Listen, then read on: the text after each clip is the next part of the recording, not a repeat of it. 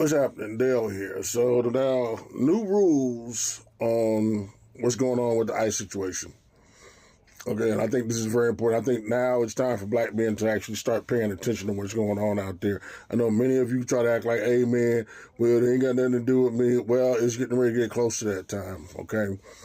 So now they're trying to put out there, I guess they're arguing in court right now, which I heard about it last month, but I guess now they're getting closer to it. They're trying to say that your regular ID is not good enough.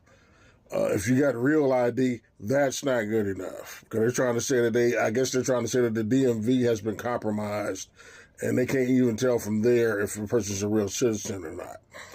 So now they're saying that a passport is your only method of being able to prove who you are. And this is problematic. From my understanding, for years when I owed child support, I wasn't eligible for a passport. I know that there's thousands of black men that owe child support are going to be eligible for. I mean, you're not going to be able to get a passport. So this is going to set the precedence that when these people stop you, if they decide they want to take it to the next level, they literally can take you off to a camp some damn where and let them sort it off at some camp. And there's no telling how long you're going to be there.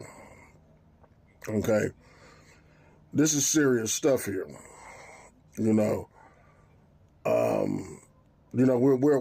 at that point now. Yeah, this is what they were talking about in Nazi Germany when they was running up upon people trying to check their papers to see if a person was if they were Jewish or whatever, to take them off to these camps. It seems like almost every minority now this time is on the list. And the crazy thing about it is, we got, other minorities that are helping them do this. I mean, there are Mexicans and stuff that are working for ICE. There are blacks that are working for ICE. You see what I'm saying? And I'm pretty sure when they come to our neighborhoods, it's going to be some of our own brothers that's going to be walking around there on a power trip, to get back at some people that, because of whatever reason. Unfortunately, this is going to be the case. So even in the time of slave catchers, they had black slavers. They had black slave catchers. You know what I'm saying? And the ones that have the dream of taking something out on their brothers seem to be worse than all of them. I actually look at Marco Rubio as the Judas for the Latin community.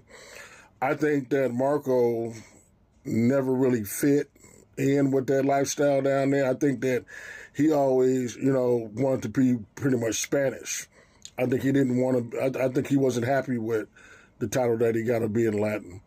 And I guess he felt like if he became Spanish, then he will be, ushered into whitehood.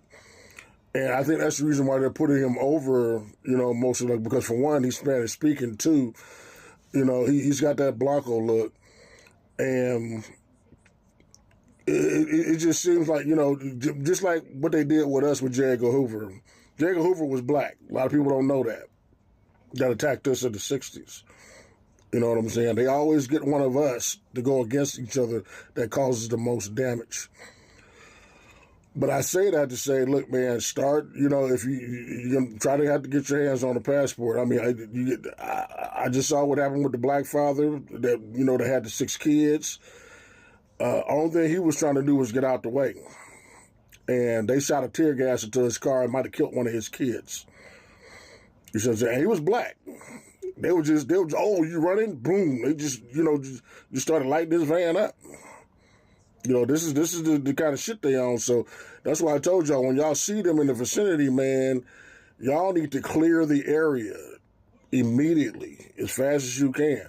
Because like I told you guys a while back, I said that it's going to come a time where it's not going to be no more about the immigration. It's going to be, we're looking for criminals. We're looking for dissidents and shit like that.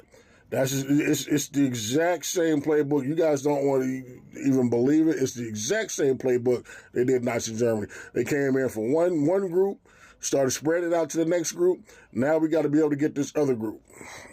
That's what it is. You know what I'm saying? And unfortunately, they see the left as their enemy. So anybody that looks like they're compiled part of the left is their enemy. They want to get at blacks, but the thing about it is, there are a lot of black men and stuff like that are in the military, stuff like that, still have an attachment to their homes. And I think they're trying to gradually get into it and try to make it look like we're more of an enemy so that they could have a reason to attack black neighborhoods. Because they know if they start doing that en masse, they're going to have a major systemic problem, especially in the military. So just keep your eyes open, man. They're out there. I seen them the other day at I'm going to start snapping pictures when I see them, too. I see them the other day over there at Oakland at Pack and Save when they pulled up. And, you know, I told a couple of people that was over there, and like you said, it was a nonchalant thing. Like, yeah, man, fuck them. What are they going to do? I'm like, look, man, y'all need to start taking these guys seriously. And I didn't have too much to say. And I said, okay, y'all going to hang around here? Well, I'm out. You know what I'm saying? I treat them just like I do if task force, if the police, anybody else come hanging around. Get out of the vicinity. You know what I'm saying? Because these guys are worse. You know, the fact that these guys are taking, and then I just seen a list of how many people have died. People are getting killed inside of these camps. Okay? They got a little cartoon that's on here that I spread it around. That the guy said that he was like, I'm gonna give you a list of everybody that have died in ICE hands. Now, this ain't even people that have been shot on the street. We're talking about inside of the camps, people are being killed. They're being strangled. They're being hung. They're being starved. People are being denied their medication in there, and they're dying. They got heart patients that came in there that needed medication. They just just let them die. People that had diabetes and stuff that went in there, they don't get no insulin or that. They just let them die. You see what I'm saying? So it's not a joke. This game. This is not a game that they're playing. You know what I'm saying? This is life and death now, and you guys need to start taking it seriously. The hell out.